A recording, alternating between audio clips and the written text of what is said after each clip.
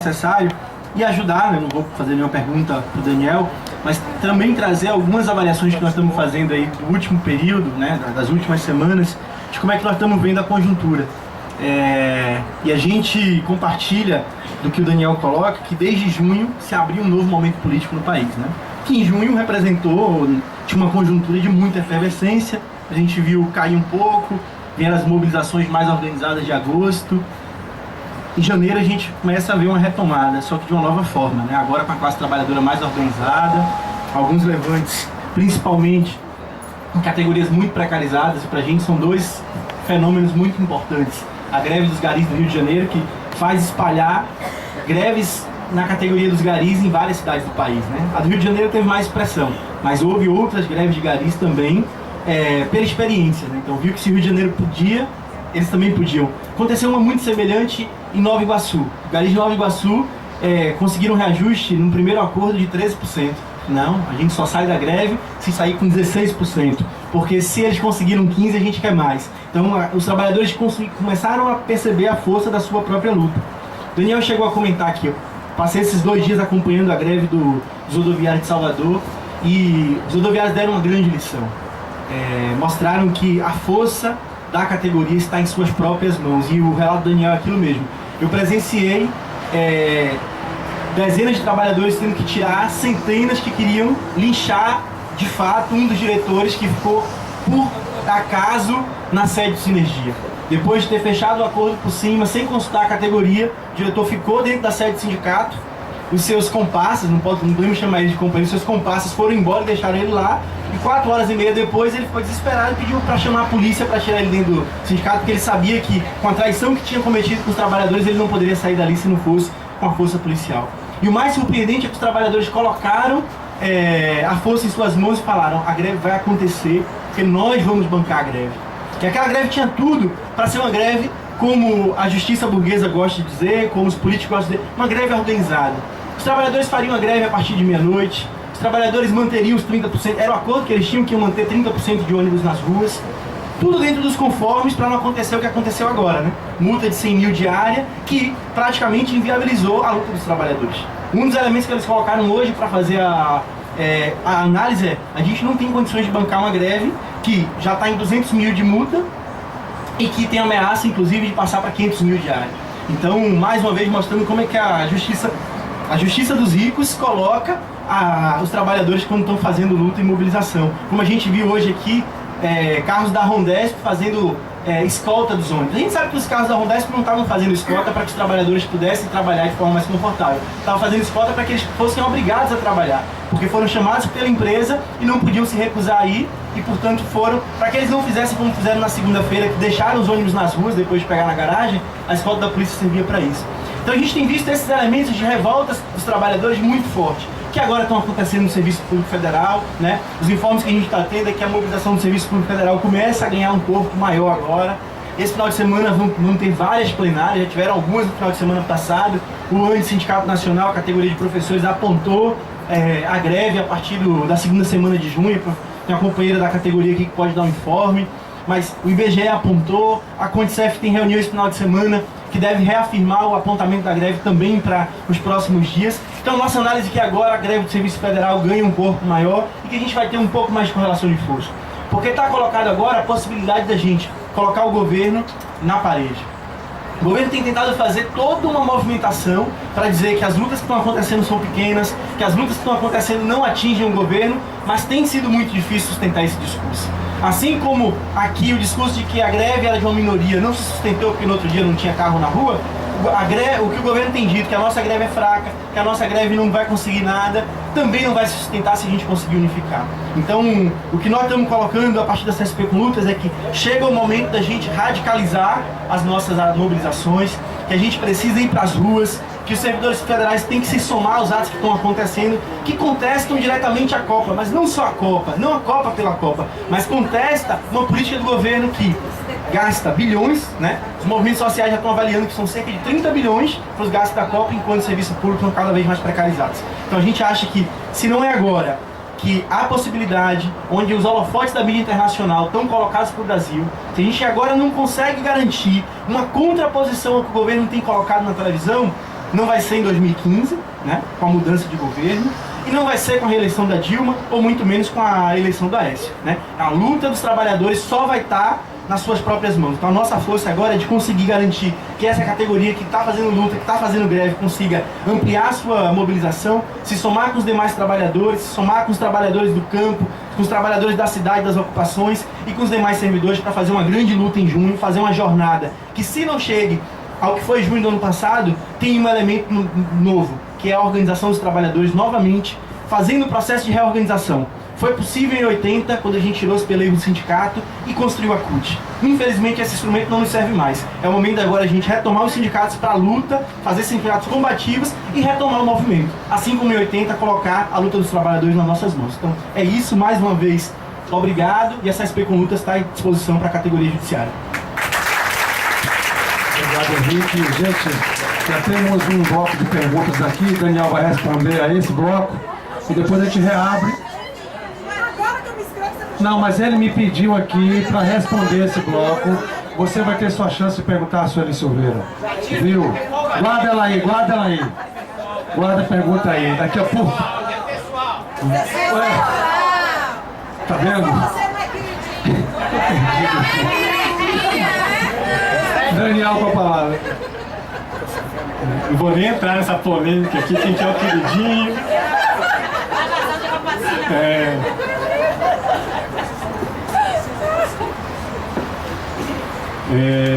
Cadê a Lívia? Já foi? Tá por aí? Já foi.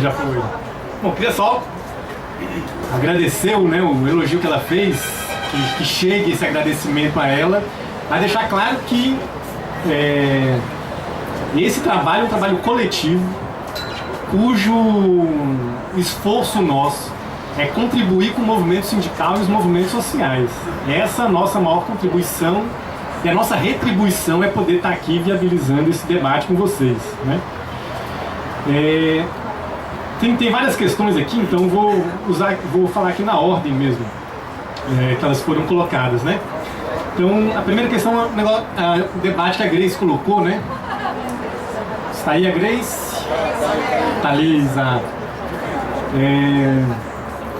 Eu não sei quanto a você, de fato, no Brasil, frequentemente, o futebol e a Copa do Mundo têm sido utilizados para poder, digamos, tirar a atenção, né? A atenção dos problemas sociais e tal. Isso é, de certa forma, quase que um lugar comum no Brasil.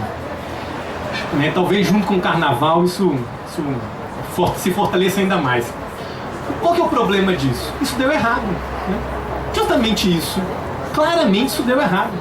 Vocês estão empolgados com a Copa do Mundo? Vocês veem o Brasil empolgado com a Copa do Mundo? Não tá, né? Na Copa passada, você saía na rua, você via lá a molecada desenhando bandeirinha no carro, nas casas, rua tudo desenhada, pintada. Parece que o dia parece que é normal. Então, parece que a Copa sequer é no Brasil, inclusive. Até porque boa parte de nós que vai assistir a Copa vai assistir pela televisão. Então, de fato, a Copa é de fato um corpo estranho, né, nesse país, né? Vocês já foram na Fonte Nova? Vá na Fonte Nova. Lá instalaram um equipamento ultramoderno. É um negócio impressionante que se chama... É um equipamento que tem a capacidade de viajar no espaço. Você entra na Fonte Nova, você cai imediatamente na Europa. É um negócio impressionante. Aí você fica lá umas 2 horas na Europa, fica passeando, tirando a qualidade dos jogos. Aí não é muito Europa não, mas enfim. A instalação, né? Você fica lá... tá certo, tá bom. Você fica lá 2 horas viajando pela Europa. Aí você passa do portão da Fonte Nova, ufa, aí você volta para Salvador. Ou seja, a Fonte Nova é de fato um corpo estranho, que é uma ilha de prosperidade num mar de informalidade, de pobreza, de precariedade, que é o Brasil, né? É assim o Maracanã, são assim os outros estádios. E é justamente essa situação que tornou ainda mais, né, para nós, algo extremamente desconfortável. Quando que a greve dos garis irrompeu no Rio de Janeiro? Vocês se lembram que período que foi? No Carnaval. Então, se teve alguém, se teve algum país que lutou muito nesses últimos dias, nesses últimos anos, foram justamente os brasileiros que lutaram na Copa das Confederações, lutaram no Carnaval e vão lutar na Copa. Então, e a expressão, né, de baderneiro, baderna, tal, né, que a Grace estava comentando, isso foi uma frase que a Dilma falou ontem. Ela estava ela tinha uma reunião com os empresários e nessa reunião ela falou: não vamos tolerar baderna na Copa. Para quem que é esse recado, né? É para a FIFA, é para o, como é que chama o rapaz lá da Fair Play, né? Ela quer Fair Play na Copa.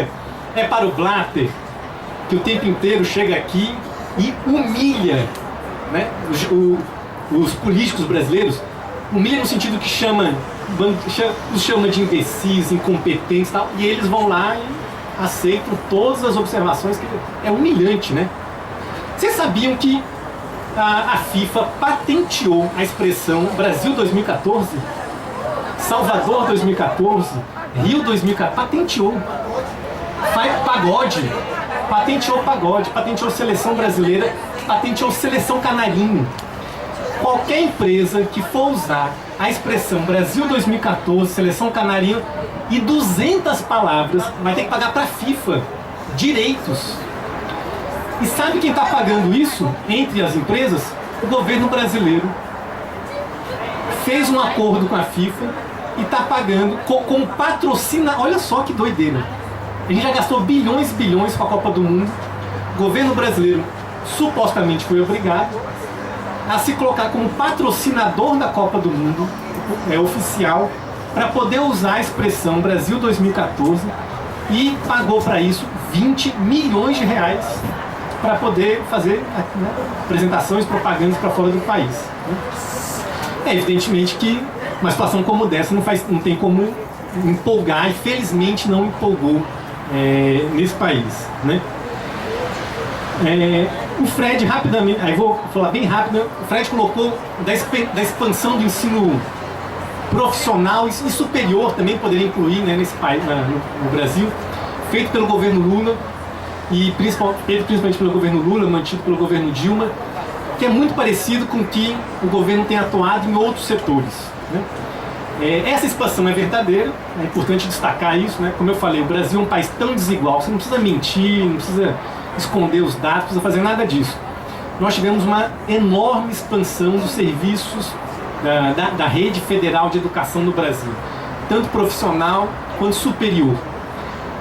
Uma expansão que foi conquistada a custas de precarização do trabalho e perda da qualidade do ensino. Esse é o mecanismo de democratizar a educação brasileira, levar a educação pobre para a população pobre. Então nós temos uma situação em que as populações mais precárias, elas têm ofertado a elas educação mais precária. Na medida em que o cara nunca tinha nada, né, na visão dele, isso aparece evidentemente como uma grande conquista. Só que aquilo que aparece no primeiro semestre como conquista, no segundo semestre vira uma frustração, no terceiro semestre um descontentamento, até que no quarto, quinto semestre, etc., aparece como revolta. Exatamente. Então, justamente nos setores que mais se expandiram é onde a greve do servidor público federal na educação é mais forte e cresce mais. Trabalhadores jovens, recém-saídos das universidades, extremamente qualificados, que não conseguem uma colocação condizente com a sua formação, com a sua qualificação profissional. O que acontece, inclusive, em todos os setores, inclusive no setor privado também. A turma se forma com muito custo, muitas vezes pagando uma faculdade particular, trabalha durante o dia todo, estuda à noite, quando se forma consegue um trabalho de um salário mínimo e não consegue romper a faixa de um salário mínimo. Não consegue romper por quê? Porque não tem emprego criado nos últimos anos no Brasil acima dessa faixa. Durante os últimos 10 anos no Brasil, olha que situação bárbara, 95% dos empregos criados no Brasil foram empregos de até um salário mínimo e meio, independente do nível de qualificação e do tipo de ocupação.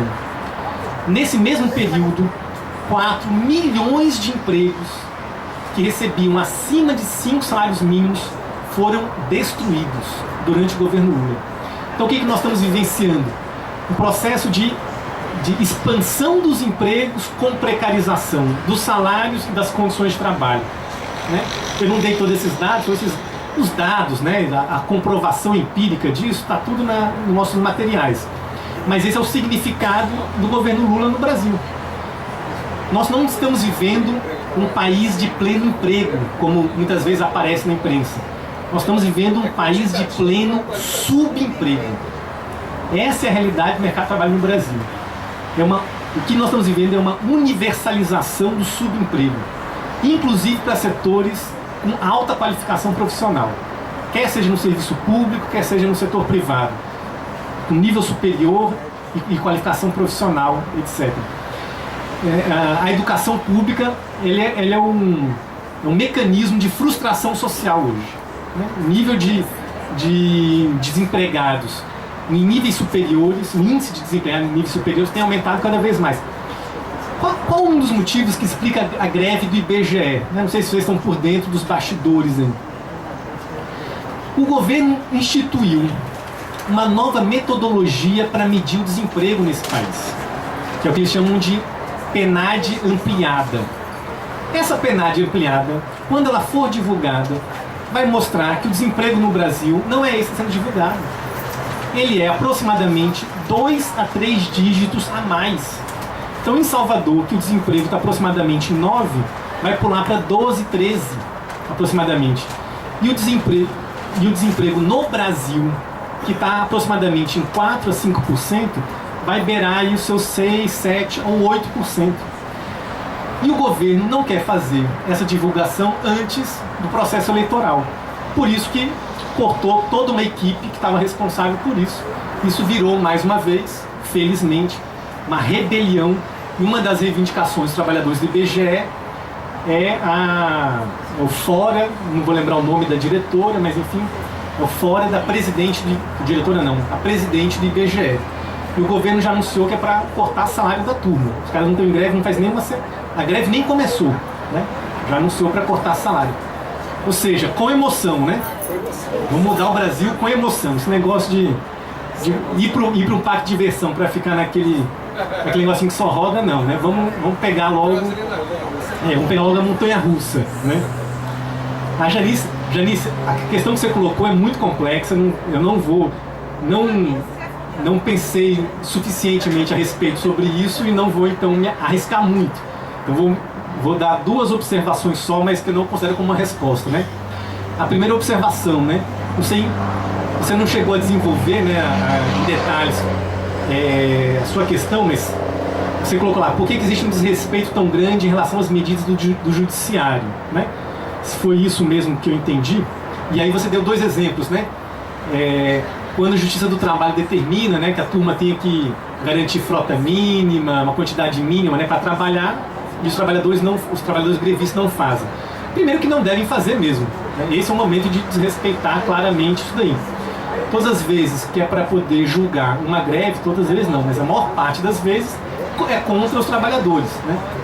A Justiça do Trabalho no Brasil foi criada originalmente para impedir que os trabalhadores tivessem capacidade de resolver esse conflito diretamente com seus patrões, né? Durante uma ditadura, né? Que foi a ditadura do Vargas. Então, isso daí, evidentemente, não podemos lamentar isso. Em relação aos linchamentos, que é um negócio muito complexo, é difícil da gente falar isso sem calma, né? O que eu destacaria é que existe uma sensação, existe uma resposta distorcida da população brasileira à sensação de impunidade que existe no Brasil. Infelizmente, quero deixar bem claro, sou radicalmente contra essas ações de linchamentos, independente se são efetivamente criminosos ou não, né? Mas como no Brasil existe uma sensação de impunidade que é generalizada, principalmente que recai sobre, né, o sistema político brasileiro, a população brasileira percebe que a justiça não faz seu papel e tenta responder a isso através das suas próprias ações e promove cenas de barbárie, porque a gente não vai ver o Zé Dirceu sendo linchado na rua. Vamos ver o Marcos Valério, vamos ver o ferrado na vida, que mora na periferia, que está completamente isolado daquilo que de fato é o problema principal. Por isso que é uma resposta distorcida e, na minha opinião, completamente incorreta, diga-se de passagem. Mas como é um fenômeno muito complexo, isso não responde suficientemente, acho que, o debate.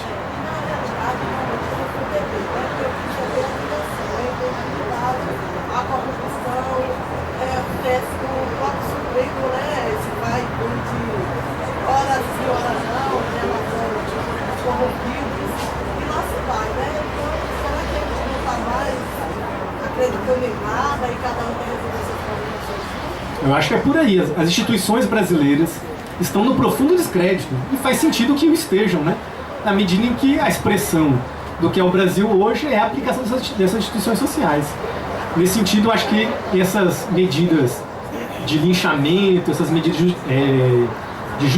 justiçamento, né, como se chama, né, acho que são um pouco dessa expressão distorcida.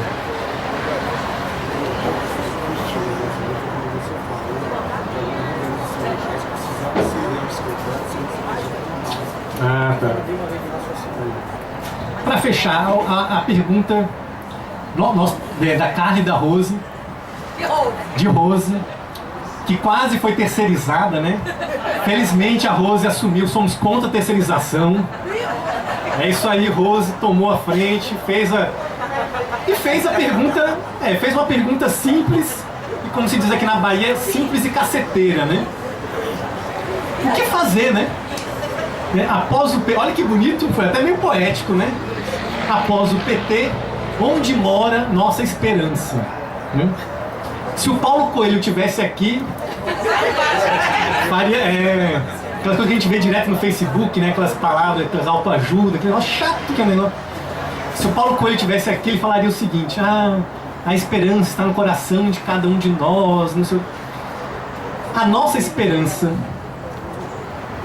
Eu não quero me aproximar do Paulo Coelho não, mas enfim, né? A nossa esperança está na nossa capacidade de organização coletiva, né? A Lívia, no comecinho, ela falou assim: vou acompanhar a sua carreira, não sei o quê. Nós não devemos ter esperança nesse tipo de coisa. Não sou contra os trabalhadores se coloquem, muito pelo contrário, é importante que os trabalhadores disputem as eleições, né? E façam das eleições um espaço para colocar o seu programa e a sua alternativa. Mas a esperança para mudar a nossa vida não pode estar nas eleições, muito menos uma figura messiânica que tem condições de resolver todos. Nós já passamos por isso, nós não temos mais nós não podemos mais nos iludir a isso. A nossa esperança, a nossa capacidade de transformação e construir novas ferramentas, né? Construir novas ferramentas do ponto de vista sindical, do ponto de vista político-partidário, que represente a nossa capacidade de organização, essa nova conjuntura que o Brasil se encontra.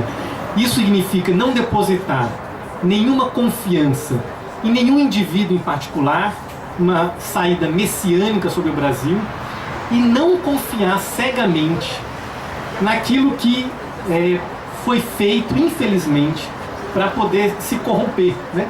Que é a relação muito, muito forte no Brasil de um sindicalismo burocratizado, que felizmente, isso que nós estamos vivendo aqui, é exceção no Brasil, né? Dos diretores do sindicato estarem aqui discutindo, debatendo, organizando coletivamente a greve, se submetendo às decisões da categoria.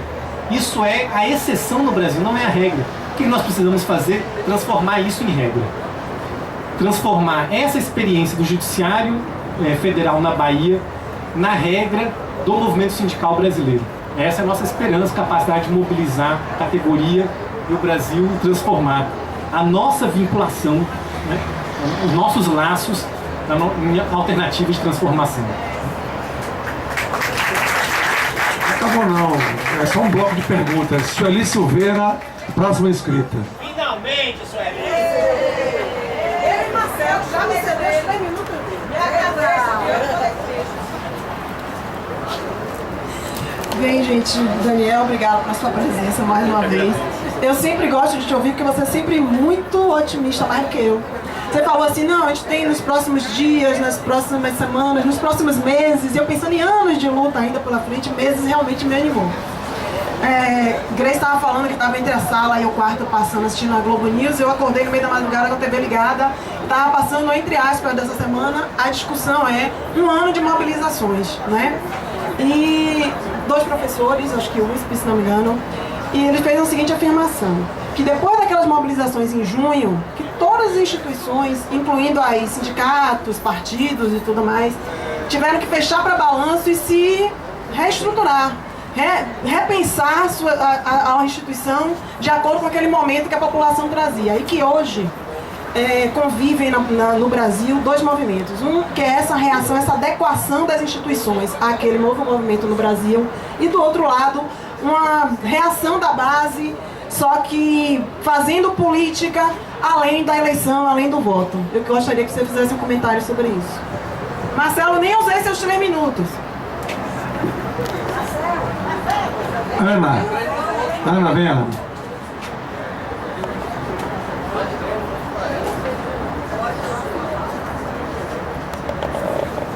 Boa tarde, eu sou Ana Paula, não sou do setor judiciário, mas sou professora da Universidade Federal da Bahia, então também servidora pública, né, como vocês. Tive hoje de manhã na paralisação das universidades estaduais que aconteceu aqui na Alba, um movimento também de estar colocando para contrário, né, ao que o governo estadual vem fazendo aqui no estado, né, destinando bilhões para a Copa, né, e para a saúde, para a educação, não é a prioridade, né. Também vem acontecendo isso com o governo federal, né, que é o meu patrão de vocês, né, que também vem destinando bilhões para a Copa e os serviços públicos, né, vem deixando a gente na mão, né. Na Copa agora, nesse período, acentua ainda mais, né, que não é a prioridade desse governo os serviços públicos, mas durante os 12 anos, né, quase 12 anos de governo do PT, demonstrou, né, que não era prioridade, né, as reivindicações dos trabalhadores. Daniel colocou um pouco, né, sobre o setor da educação, né, houve a reexpansão, né, das universidades, e essa reexpansão caiu sobre os ombros de nós docentes, né, onde aumentou consideravelmente o número de estudantes, mas não aumentou o número de docentes, então a carga docente aumentou mais ainda, né, então a situação da categoria docente, né, também vem cada vez piorando, né, a situação de trabalho. Então, um pouco do que o Henrique colocou na fala dele, né, o ANDES, Sindicato Nacional, que é o Sindicato dos Docentes de Ensino Superior, vem construindo a mobilização da categoria, indicou agora a greve para esse mês de junho, né, ainda sem data marcada, mas no mês de junho. Então, provavelmente na 12 de junho, né, durante a Copa, estaremos em greve, né? E aí mais uma categoria que, como o Daniel colocou, né, vai entrar nesse time dos que estão na rua lutando por melhores condições de trabalho, né, por serviços públicos melhores. Então é importante a unificação, né, dos trabalhadores, da luta dos trabalhadores, porque se nós nos juntarmos, né, seremos mais fortes, né? E aí os serviços públicos que vêm sendo cada vez mais sucateados, né, pelo o governo federal, o governo estadual.